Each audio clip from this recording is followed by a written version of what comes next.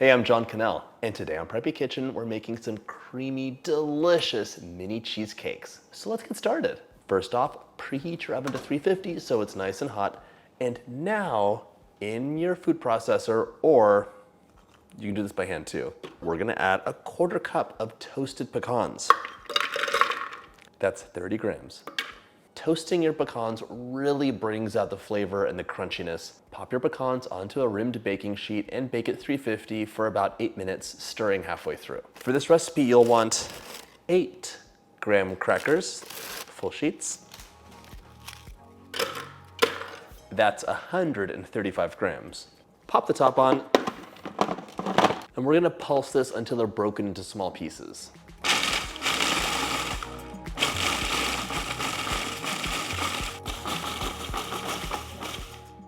Nice.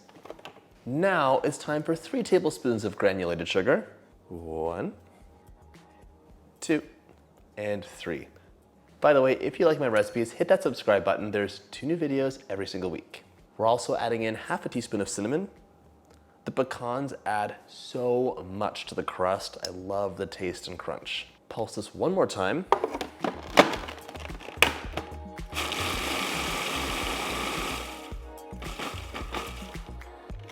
I'm gonna add in about 4.5 tablespoons of butter. I think that's just about what I need. So drizzle that in. By the way, if you wanted to make this with no nuts, you totally could. Just whip up my graham cracker crust recipe or my Oreo cookie crust recipe. Both will work really well with this cheesecake. Time to give it a pulse until everything's nicely distributed. Okay, carefully pull out the blade. Dangerous. Chances are there's some pooled up butter down there, so grab a small spatula and just mix it up. Nice and evenly distributed butter. A little handful. Give it a squeeze, and it holds together fairly well. This will just be at the bottom of our cupcake papers. It does no structural work, so it doesn't have to hold together completely. Just be like a nice wet sandy mixture.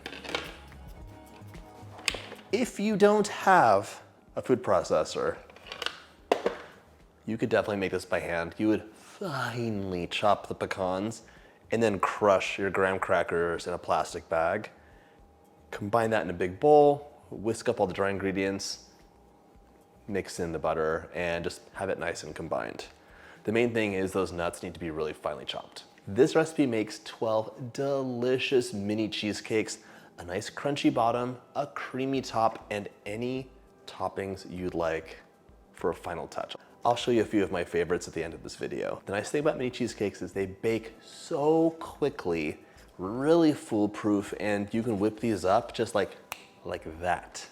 Into our cupcake papers, we're adding 2 tablespoons of our graham cracker mixture. If there's any extra, you can distribute that at the end as needed. I wish you could experience the smell right now. It is so intoxicating. The melted butter, a little bit of sugar, but mostly those toasted pecans. Highly recommend. Right now we have a loose, crumbly mess. You'll want to find either a shot glass or some circular, flat-bottomed object that can press down really nicely. We really just want a base for our cheesecake, so it doesn't have to go all the way up to the side or anything like that. If the crust is sticking to the bottom of your glass, just give it a spin. That should dislodge it and let things release nicely. Tamp, tamp, tamp, spinna, spinna, spinna.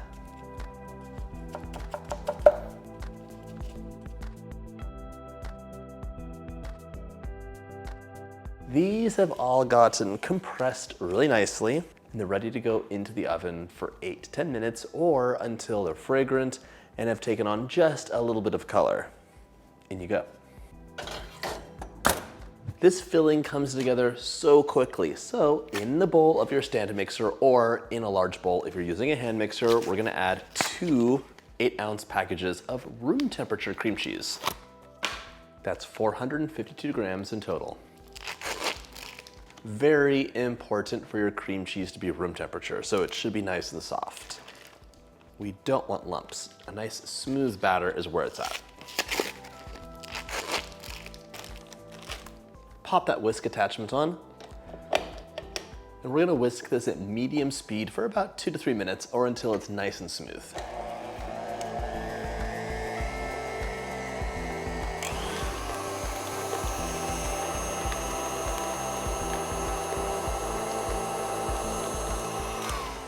Give that bowl a scrape halfway through.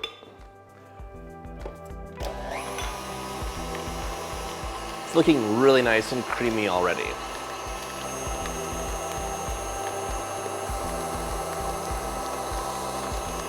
Once your cream cheese is nice and creamy, gather half a cup or 100 grams of granulated sugar.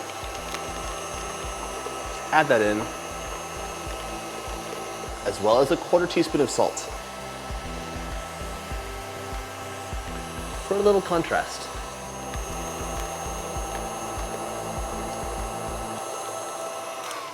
I'm gonna scrape this down one more time.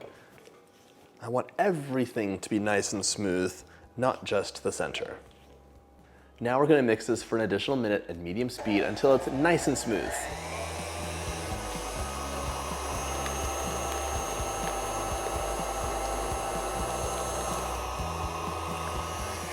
This looks great, so now it's time for one of my favorite cheesecake ingredients, which is sour cream. A 1/4 cup or 60 grams will give you a nice bit of lightness and a little bit of tang so that your cheesecake has a lovely depth of flavor, not just a singular note. 1/4 cup, 60 grams.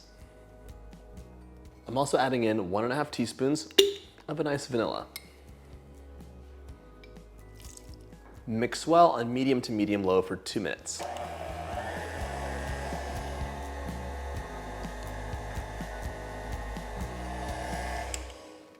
I probably have to adjust my mixer head. There's a flat screw right in there that lets you adjust up or down slightly. So in the meantime, I'm gonna do more scraping down just to make sure it's all nicely mixed. Once your sour cream is nicely combined, we're gonna add 2 room temperature large eggs, one at a time. 1.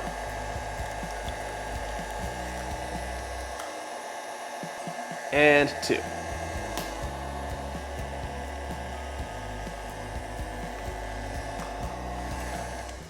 If desired, you can add up to a teaspoon of lemon juice right now for a little bit of brightness and tang. This is optional, and I ran out of lemons, so I'm not gonna do that today.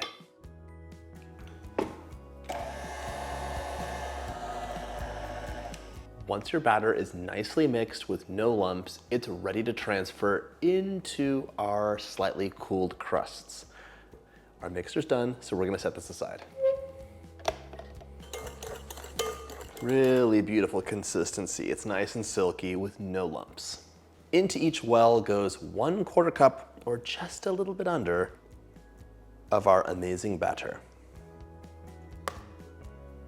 If you have a 1/4 cup triggered scoop, you could definitely use that. Transfer that scant 1/4 cup into your cupcake paper and repeat until they're all filled up.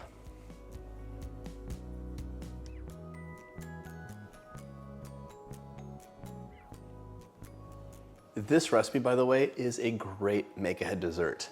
You can freeze these for up to 3 months, just let them thaw for 12 hours in the fridge, or you can refrigerate for up to 3 days and they're delicious.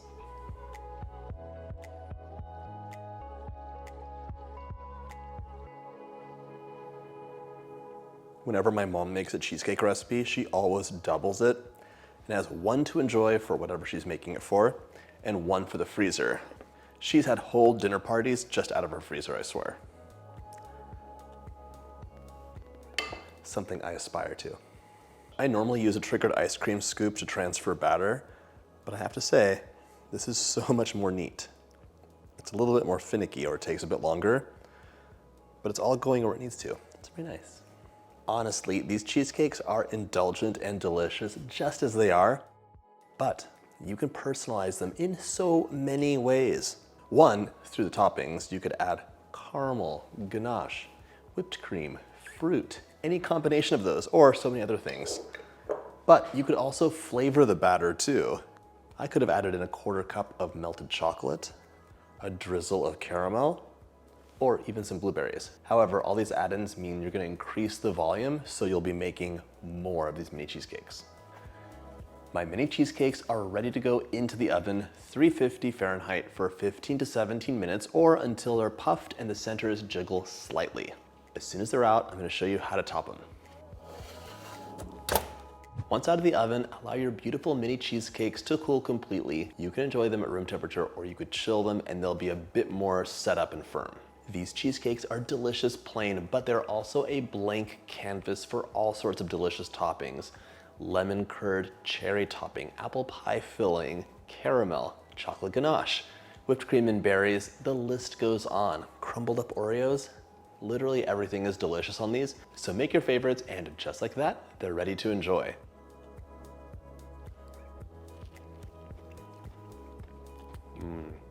That is a creamy cloud of cheesecake topped with a crunchy, crisp graham cracker pecan base. They are so good. You could eat many more than one of these. These are not single serve. My favorite way to enjoy them is either plain or with a big dollop of whipped cream and lots of fresh berries. I hope you get a chance to make this a delicious, creamy, crunchy, easy recipe. And if you like my videos, hit that subscribe button and check out my cheesecake playlist.